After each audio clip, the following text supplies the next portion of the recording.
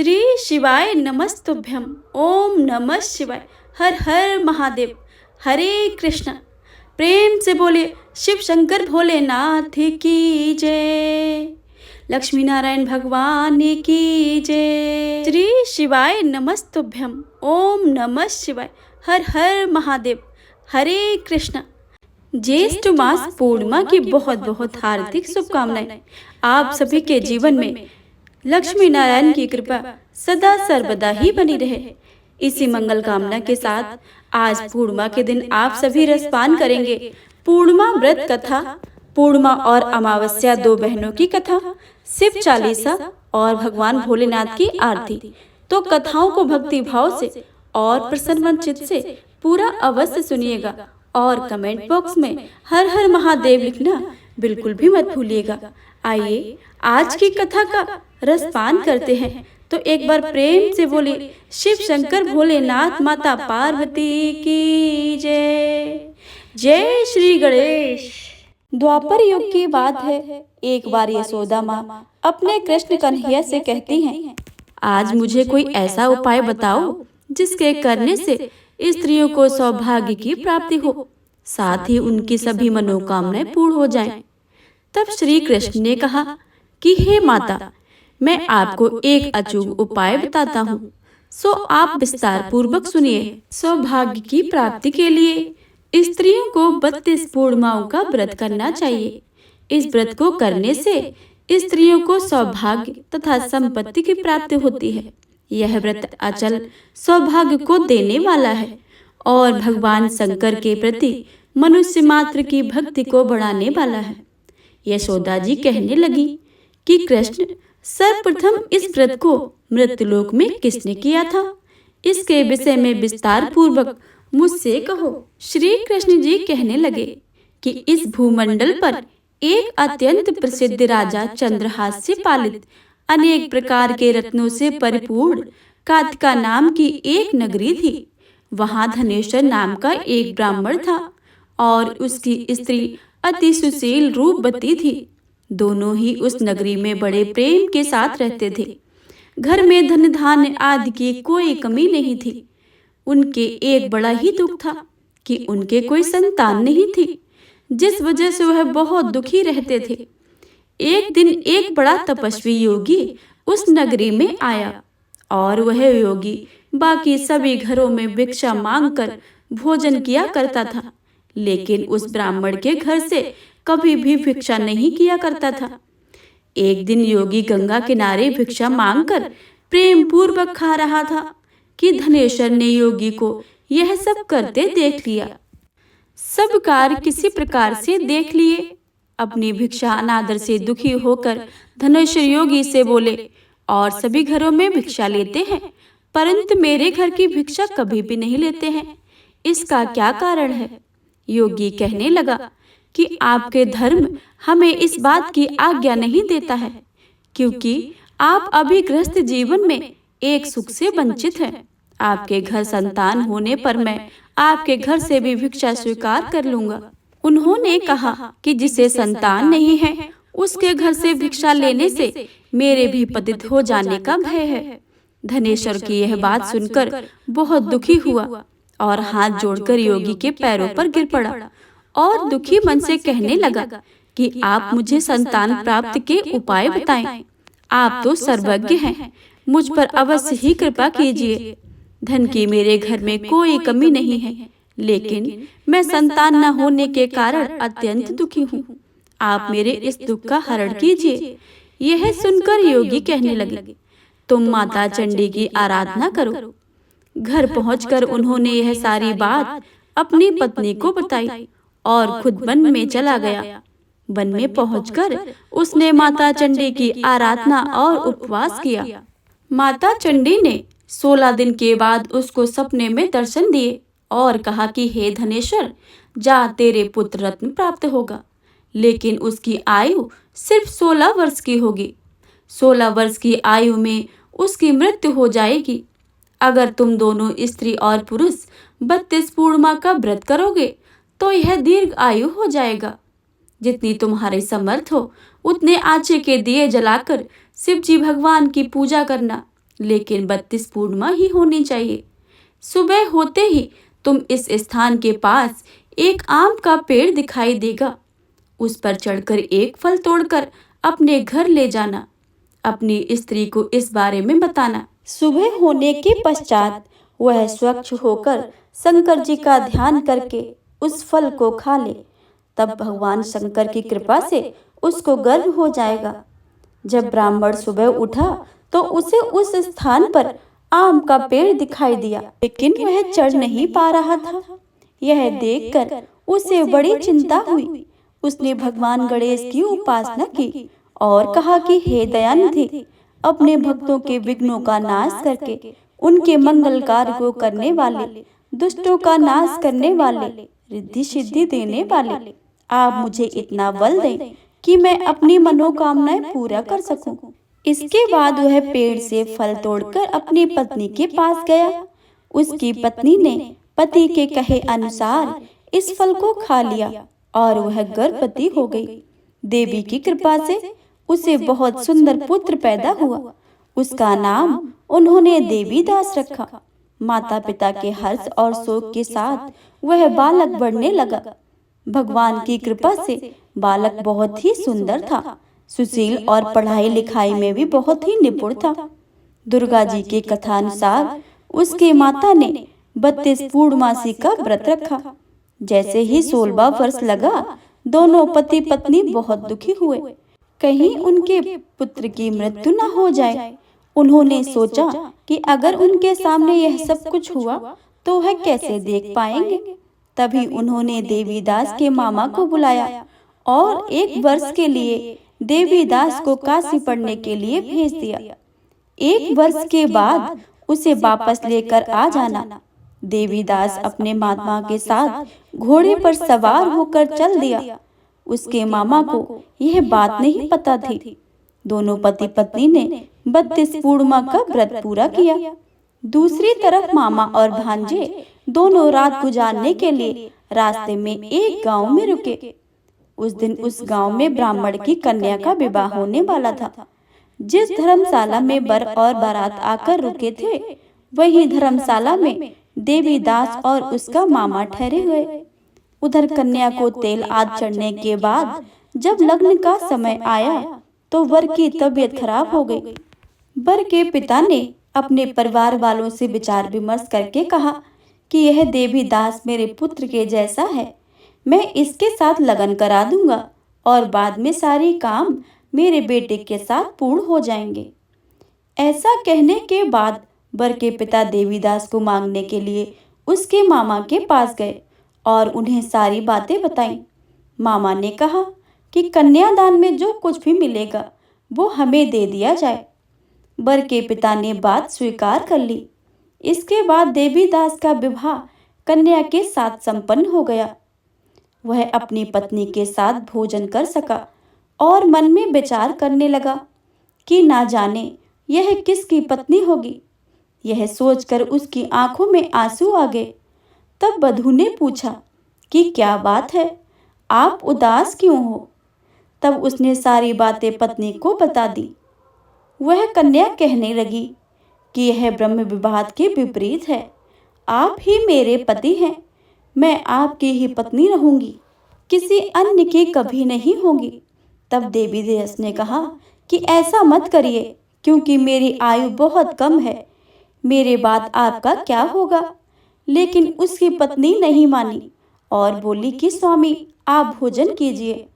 दोनों रात में सोने के लिए चले गए। सुबह देवीदास ने पत्नी को 4 नगों से जड़ी एक अंगूठी दी और एक रुमाल दिया और बोला कि हे प्रिय, इसे लो और संकेत समझकर स्थिर चित्त हो जाओ। मेरे मरण और जीवन के लिए एक पुष्प वाटिका बना लो, उसमें सुगंधित वाली एक नव मल्लिका लगाओ, उसको प्रतिदिन जल से सींचना और आनंद के साथ खेलो कूदो।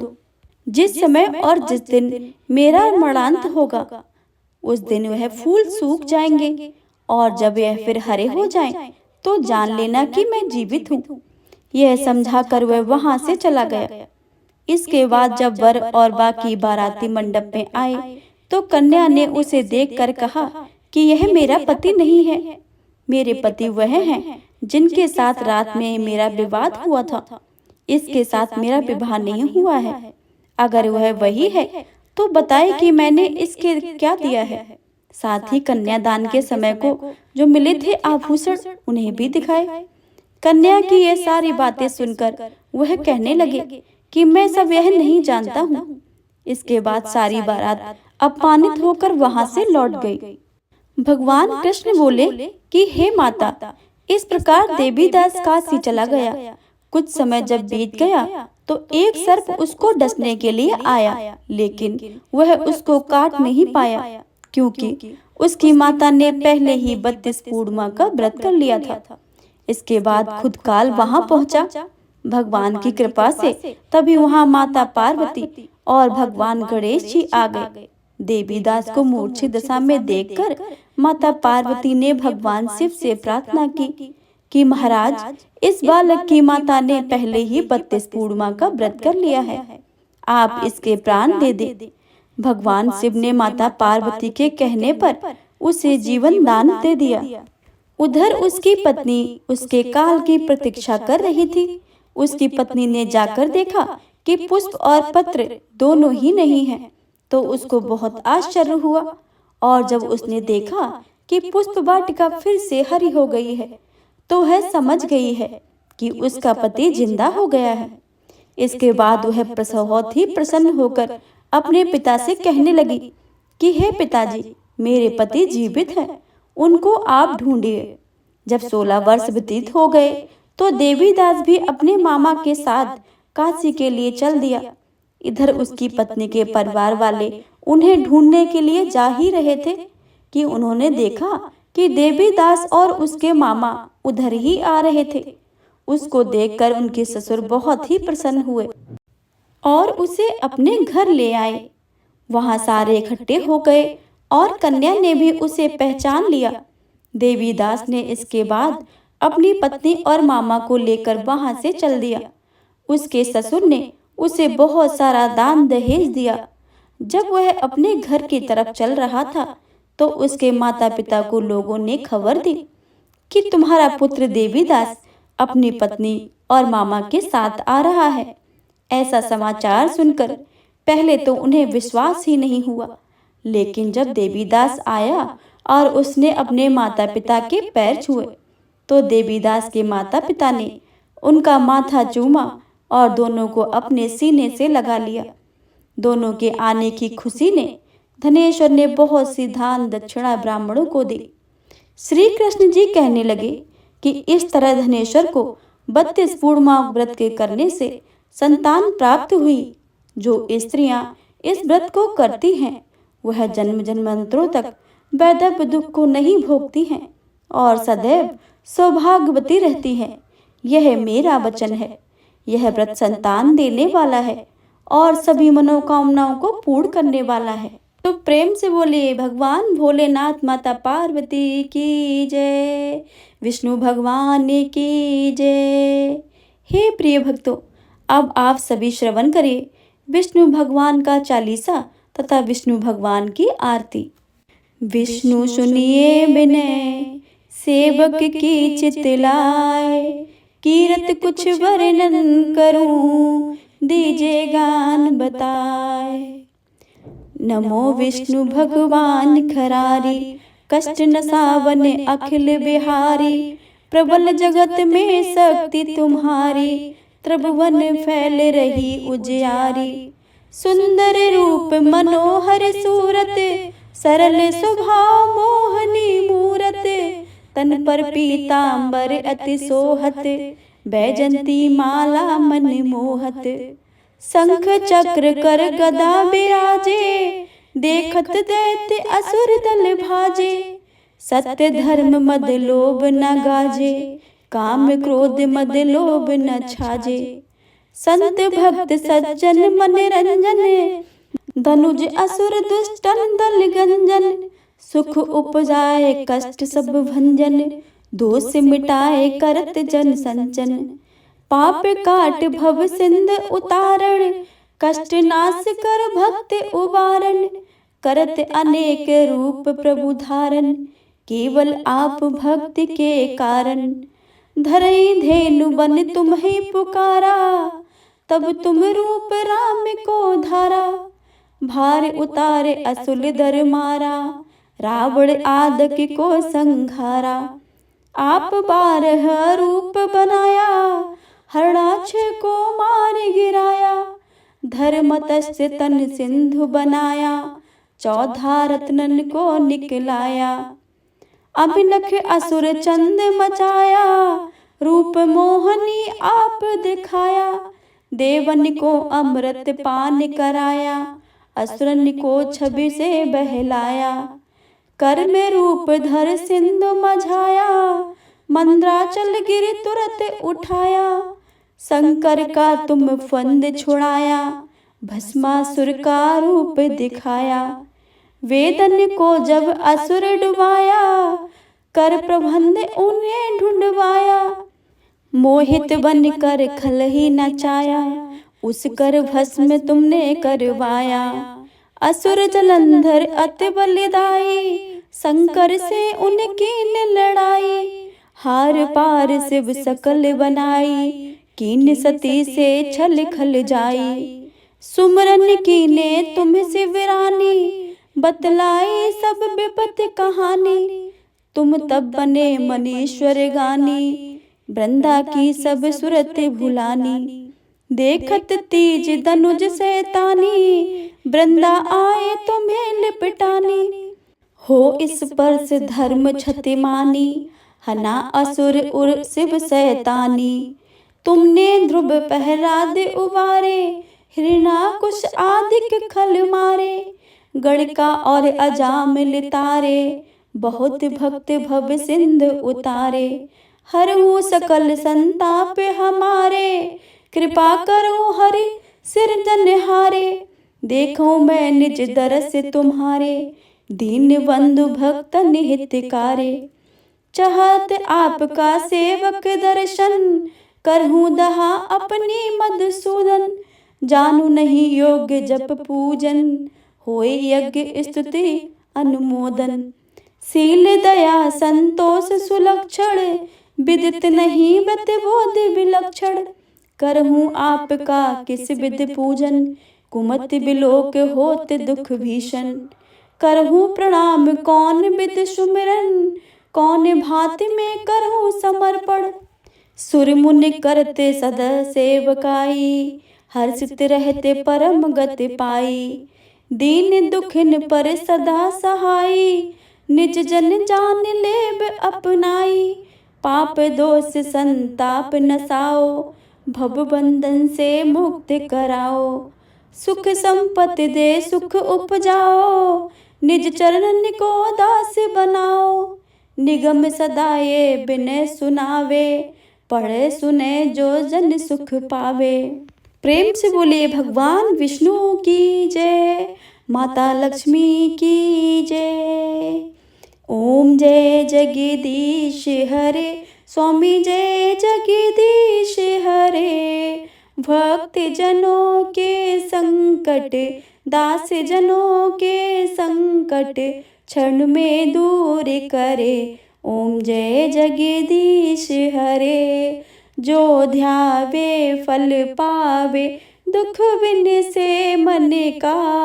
सुख संपत्ति घरे आवे, कष्ट मिटे तन का। ओम जय जगदीश। मात पिता तुम मेरे, शरण गहूँ किसकी। स्वामी शरण पढ़ूँ मैं किसकी। तुम बिन और न दूजा, आस करूँ जिसकी। ओम जय जगदीश हरे। तुम पूर्ण परमात्मा, तुम अंतर्यामी। पार ब्रह्म परमेश्वर, तुम सबके स्वामी। ओम जय जगदीश हरे। तुम करुणा के सागर, तुम पालन करता। मैं तुम पालन करता, मैं सेवक तुम स्वामी। कृपा करो हरता, ओम जय जगदीश हरे। तुम हो एक अगोचर सबके प्राणपति, स्वामी सबके प्राणपति। किस विध मिलूं दयानिधि, तुमको मैं कुमति। ओम जय जगदीश हरे। दीन बंद दुख हरता, तुम रक्षक मेरे, स्वामी तुम ठाकुर मेरे। अपने हाथ उठाओ, अपनी शरण लगाओ, द्वार पड़ा मैं तेरे। ओम जय जगदीश हरे। विषय विकार मिटाओ, पाप हरो देवा, स्वामी पाप हरो देवा। श्रद्धा भक्ति बढ़ाओ, बल और बुद्धि बढ़ाओ, संतन की सेवा। ओम जय जगदीश हरे। तन मन धन सब है तेरा, स्वामी सब कुछ है तेरा। तेरा तुझको अर्पण, तेरा तुझको समर्पण, क्या लागे मेरा। ओम जय जगदीश हरे। ओम जय जगदीश हरे। स्वामी जय जगदीश हरे। स्वामी जय दीनानाथ हरे।